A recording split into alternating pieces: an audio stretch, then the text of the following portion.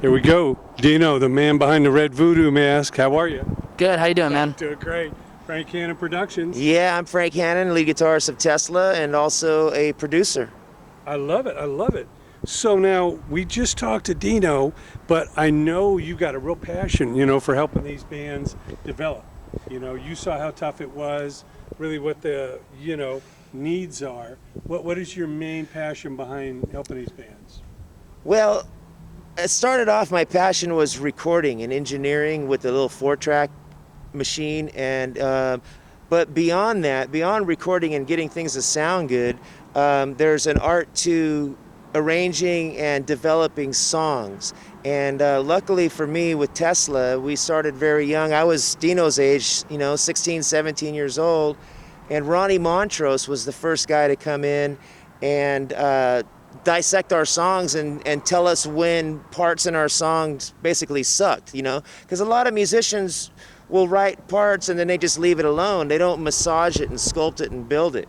And we learned early on that you got to listen to what the songs are doing and identify if something is sucking in the song, you want to get rid of it. Sometimes, like, I've had a producer will say, oh, well, this song just went out the window. Song's going great, and then all of a sudden you go to some other bullshit part and it goes out the window. So a producer learns to get rid of that stuff, Editing. Sometimes less is more. There's a lot to editing and arranging, and it's like a sports team. A band is a team of players, and a producer is a coach that helps them reach the field goal. That's how I look at it. Yeah. Well, sometimes like a lead guitarist, they play fast because they can, but that doesn't make the best solos. Some of the greatest solos of all time were very soulful and smooth. Yeah, and it applies to everything in life. Guitar, playing guitar solos, even cooking a meal. I mean, you can put too much on top of a pizza, so it applies to everything, It depends on what you're trying to create, and a lot of times, subtlety is better. Yeah. And Dino, I know you guys came up, playing the Van Halen stuff, but when did you really get an idea that how to take these ideas and turn them into, more of an original sound? Yeah, man. So we grab our influences from Van Halen, but also trying to form our own sound in that matter. And it's just using the techniques that Eddie Van Halen used, and me studying kind of Sammy Hagar's vocals and stuff, but also adding our own little flavor into it. Yeah. So like, remember those or whatever? No. Now, Frank, did you come up in Sacramento? Were you always a California? Yeah, I was born in South Sacramento, and South Sacramento was a pretty rough neighborhood, and in the late 70s, if you didn't play guitar and hang out with the musicians, then you probably hung out with all the gangs and the troublemakers. So for me, music kind of saved my ass by playing guitar and hanging out with some friends in South Sacramento. Well, I heard that story, you breaking your leg in that summer of '76, which is the year I graduated high school, and you kind of took the time to learn to play guitar. Well, I loved playing guitar already a little bit, but I was also into dirt bikes and BMX bikes and, jumping and doing stupid stuff like that. So I broke my leg on a dirt bike, and I was laid up for a summer, and that forced me to start listening to albums and playing guitar and learning by ear, because it killed the time. I had a huge cast all the way up to my hip. I couldn't move.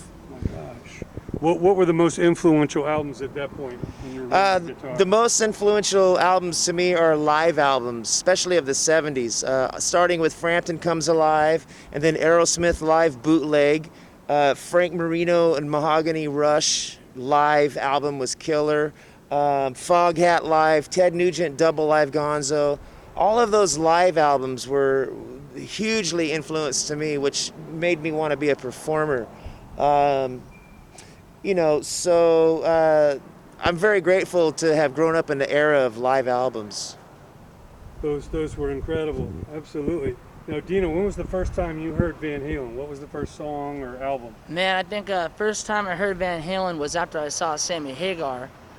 It was probably 5150 was my first Van Halen album that I heard. Okay. And what did you think? What was it that grabbed you? Oh man, it was just, the quality backup vocals and just Sammy Hagar's just passion on the album. Yeah. Well, I know you were old school Van Halen freak probably by that point, Frank. Remember the Well- first time you heard the first album? Yeah, and I was just talking about live albums, and I got a strong sense that Van Halen 1 was tracked live in the studio. And I think Sunset Sound right here on Sunset. that's why I don't believe they ever put out a live album back in the day. It's because they were basically a live band. Yeah, I remember the first time hearing Ain't Talking About Love and just having my mind blown. Hey, Jay, it's been great talking to you. We got to run. Okay. Rock forever. I yeah. appreciate it, man. Stay red, Thanks so folks. much, Woo! Dino. Of course. Be watching. Thanks, Appreciate it, brother.